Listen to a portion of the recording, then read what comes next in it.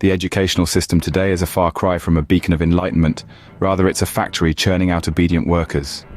Picture this: vast assembly lines of young minds, molded and shaped to fit into the cogs of an ever-churning machine. But where does that leave innovation, creativity, independent thought?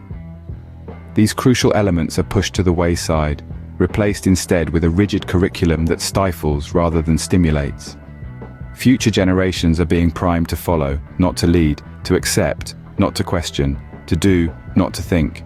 This isn't a system that nurtures the leaders of tomorrow, but one that perpetuates the status quo. And the repercussions of this are far-reaching, affecting not just the individual, but society as a whole. This isn't a mere coincidence, but rather the result of careful planning and manipulation by powerful families like the Rockefellers and Schwabs. The Rockefeller family, renowned for their wealth and power, have left a deep imprint on the educational system. Emerging from humble beginnings, the Rockefellers climbed the ladder of success to become one of the wealthiest families in the world. But with great wealth comes great influence, and they wielded theirs in a manner that transformed education as we know it. Their legacy can be traced back to the late 19th century, when they began funding schools and universities across the United States. This wasn't purely philanthropic, though. The funding often came with strings attached, influencing not just what was taught, but how it was taught. In essence, they bought the power to shape minds. The Rockefeller influence on education was far from neutral. Instead of fostering an environment that encourages critical thinking and intellectual freedom, the system they helped create was one that favored obedience and conformity. Schools were no longer places where young minds were nurtured, but assembly lines producing compliant workers for their industries. This shift wasn't accidental. It was a carefully orchestrated plan to mold students into obedient workers who didn't question authority.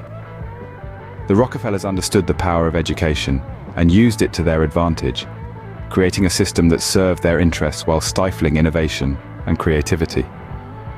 The Rockefellers were not alone in this endeavor. They had allies in the Schwab family. The Schwab family, although less well known, played an equally significant role in molding the educational system. The Schwabs, like the Rockefellers, saw the importance of shaping young minds. They understood that education could be a tool, a means to an end, and that end was to create a society that moved in harmony with their vision. The Schwab family invested heavily in education, just like their counterparts.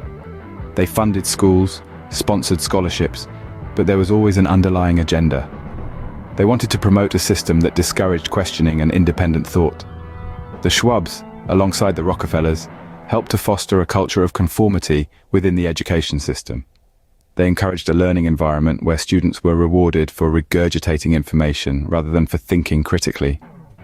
This approach served their interests, creating a population that could be easily manipulated, that would not question the status quo. In effect, the Schwab family has been instrumental in shaping an educational system that discourages dissent and promotes conformity. Their influence, combined with that of the Rockefellers, has created a system that serves the interests of a select few. Together, these families have shaped an educational system that serves their interests, not those of the students. Behind the scenes, a more insidious ideology has been silently creeping into the classrooms: Marxism. Now, you might be thinking, Marxism? Surely not. But let's dig a little deeper. This isn't about overtly teaching the Communist Manifesto or plastering posters of Marx and Engels on the classroom walls. No, it's subtler than that. It's in the nuance of the curriculum, in the way certain topics are emphasized while others are downplayed. It's in the promotion of groupthink over individual thought, conformity over creativity, obedience over critical thinking. Consider this. When was the last time our kids were encouraged to question the status quo in school or to think outside the box? Rather, they are often rewarded for regurgitating the right answers and penalized for daring to think differently. This is no accident. These are the hallmarks of a Marxist ideology, the suppression of individual thought and the promotion of conformity, and it's happening right under our noses, subtly influencing our teachers and embedding itself into our curriculums. The educational system isn't failing us. It's doing exactly what it was designed to do, to create obedient workers, not thinkers. Now that you're aware of the reality, it's time for action. Start questioning what you're being taught, think critically, resist indoctrination, harness the power of knowledge, Remember to comment, like, and subscribe to stay informed, and join the fight for a better educational system.